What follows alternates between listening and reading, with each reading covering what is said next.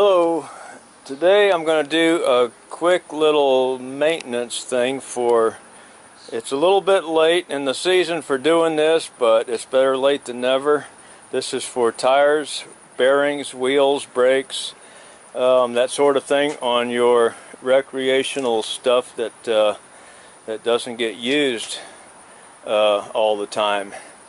Mainly boats and motorcycle is what I have to show this on with my personal stuff, but the same applies to everything that would be seasonal. Anything that's hauled on a trailer, we're going to do wheel bearings, tire pressure. I'm going to do brakes on the motorcycle. I'm not going to change the brakes, but I just took a peek behind the wheel cover and I noticed that my front brakes are about due, at least on this side. There are two brakes on the front on the bigger bikes and one set on the back, and the back brake looked good. I took a peek at that. One thing I am going to start out with on the boat trailer, simply because the sunlight is on it real good right at this point, and on the motorcycle it's not. It's real hard to see it. I'll have to turn the bike around to get the sunlight on it, or else get a flashlight under it. But your tire pressures are written on the side of the tire in almost all cases. And in this case, it shows a metric pressure, and the here in the States we use the PSI, and this tire is going to call for 80 PSI, pounds per square inch, on this particular trailer tire. Let me see if we get I can't really see what's on this camera too good, but it should say right there 80 PSI cold. Doesn't matter if it's cold or warm, and you just go ahead and fill that up to 80 pounds approximately. 75 to 85 is good. Good morning. This is Saturday, July 8th, I believe, and today I'm going to be working on my boat. The motorcycle is sitting here. I'm going to be doing a video on changing front disc brakes on that, but not today. That's just coming up right after this. I ordered the brake shoes that it needs in the front last night on Amazon. They should be here Monday, so sometime next week we'll be putting that on. Today the boat, we're going to be doing axle bearings and grease, servicing the axle bearings, and I'm just going to do a little overview on my boat, my fishing boat, and some of the things that you need to do in the spring. I know it's a little late, but some of the things that you need to do to get the thing ready to take it down to the water, especially for me, because I'm 30 miles away from where I like to go, and I sure don't want to go down there and find out that something is wrong and I got to turn around and go back home. We'll be doing the mouse ears on the motor. We'll be starting the motor up, checking the batteries, all of that sort of thing, getting it ready. In my case, since I've got all that property across the street, and right there in between that little area right there, I've got a boat ramp going right into my pond. I do have the option of dropping my boat in the water and testing it out if I needed to, but most people don't, so we'll just do the mouse ears right here. And if you guys that have been following me know that I just put a bib cock or sill cock, whatever you want to call it, outdoor water faucet on the side of my house. I didn't have one, and there's the hose that comes from that, and that will be going on the motor, and we'll be running the motor today, hopefully. If not, we'll be fixing the carburetors or whatever it needs to make it run. I'm going to grease this bearing hub. I've got it jacked up, and the reason why is so I can feel for bearing play, if it needs to be adjusted or not, or serviced. Should feel just a very slight touch of in and out, very slightly, but not enough that you can really see the difference. And I'm okay with that. go ahead and pluck this little rubber cap off of here and take your grease gun and fill. This is going to take some grease because I did have this off and it's not full, so this will take a little more grease than what they usually do.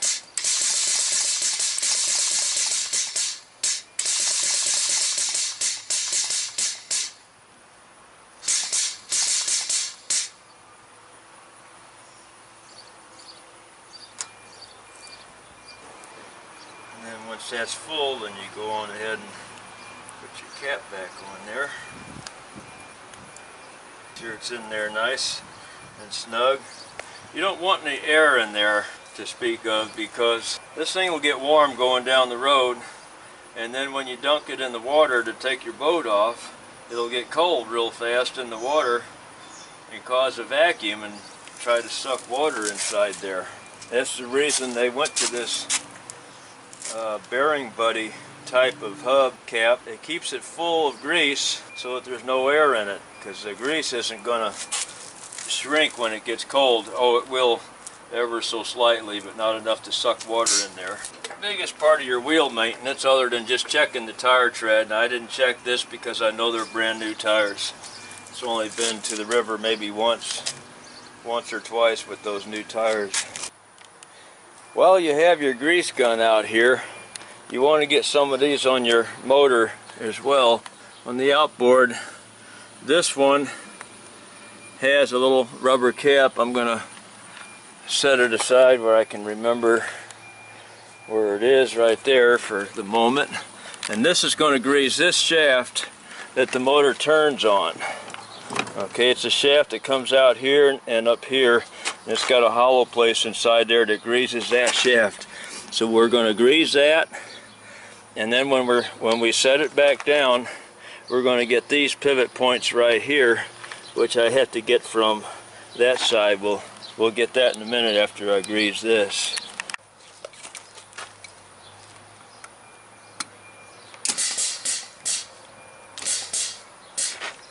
That was hard to get on camera. Maybe I can zoom in and show where I saw that grease come out at.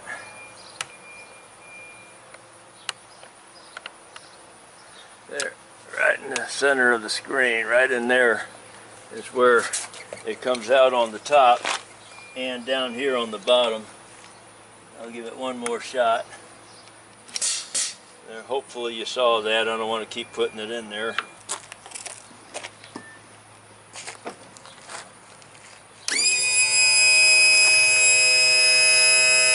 Put this on there before I forget. I already forgot.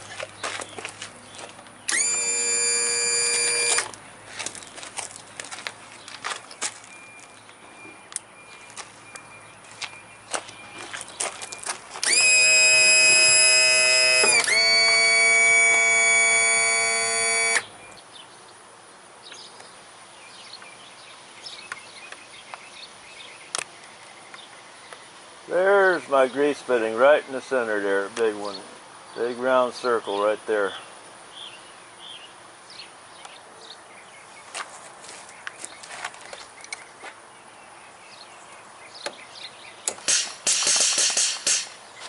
And the other one on this side.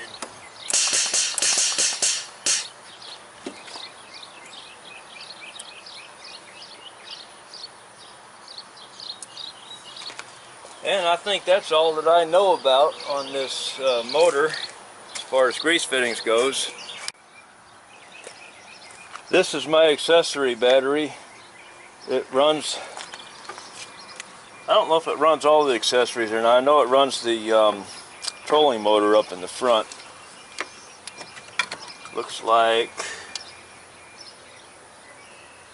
these wires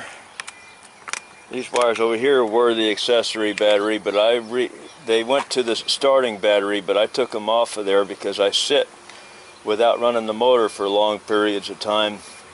I took them off of there and hooked them up to the trolling motor battery to keep the starting motor from being drained down. But I got to clean these off.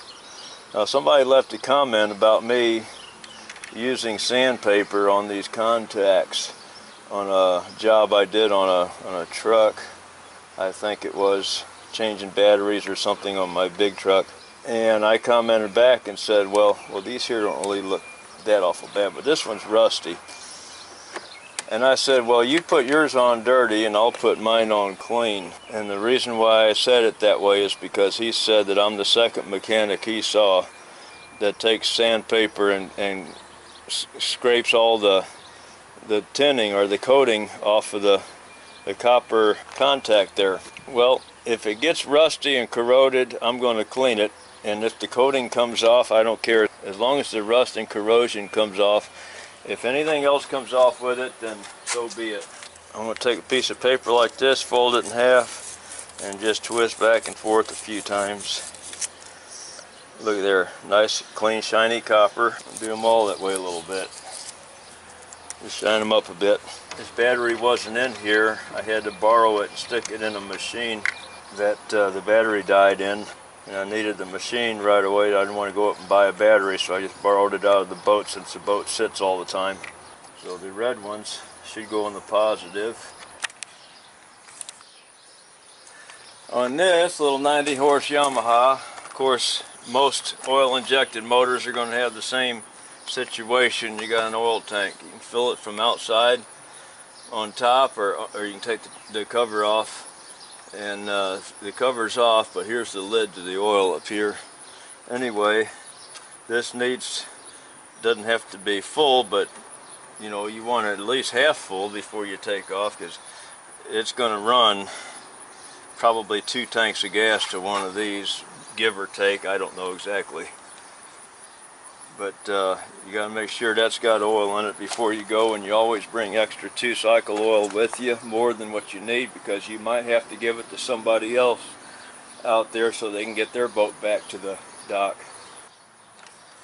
Also, about that 2-cycle oil, you want to look down inside there and make sure you don't have any serious leaks.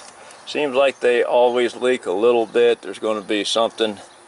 There's always going to be a little bit of leakage in there, unfortunately, but as long as there's not a sloppy, wet, oily mess, if there is, you got to find out where that's coming from. And mine was doing that when it was brand new, right out of this cap right here. That's got your, it's got a sensor in it, lets you know when you're low on oil. And I had to put a hose clamp on there to stop that from leaking. I'm going to try to zoom in on a part of these carburetors. I think I see it on my monitor.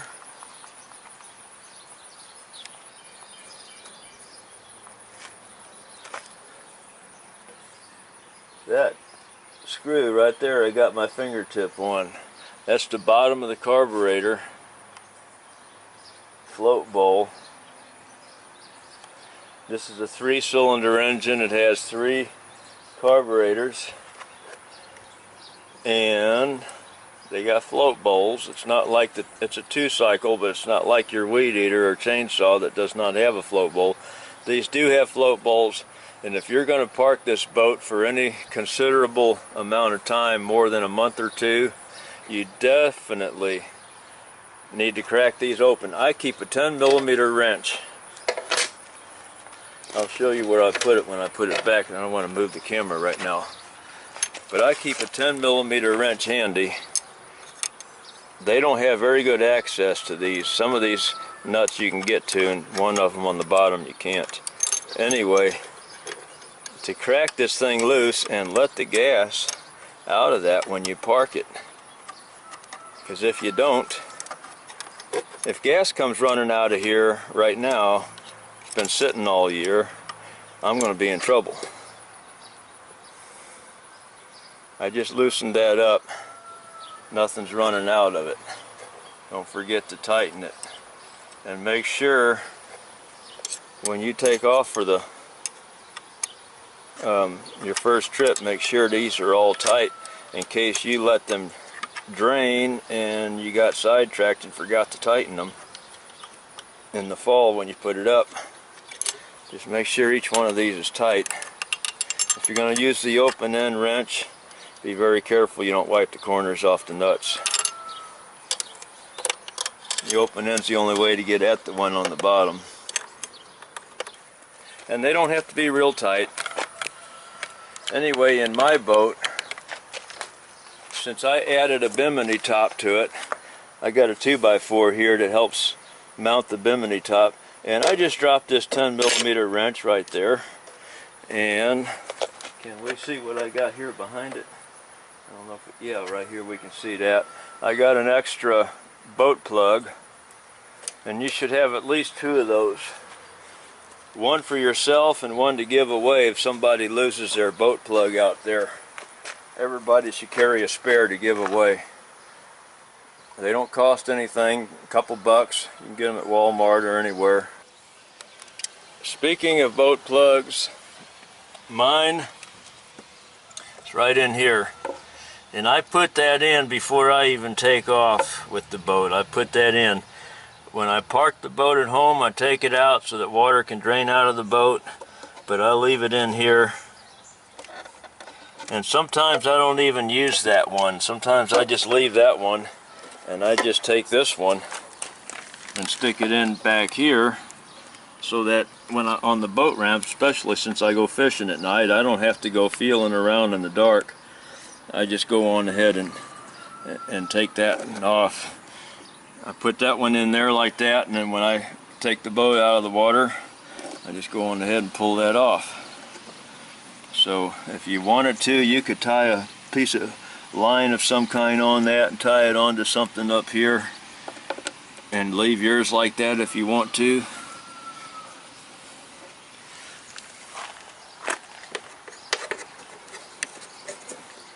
But I keep it up here handy so that I know I've got it right there. This is my gas tank. This is my fuel filter. This is, I got 2 bilge pumps. One is for the bilge, which is the area down in here that's going to get water in it. One pump, which I think is this one, that sucks the water out of this area and throws it out. And then there's the second one in here, which is for the live well. That's this one here. It sucks water in through this little place right here for the live well up in the front. And you got to make sure your bilge pump is running. We'll check that here in a minute.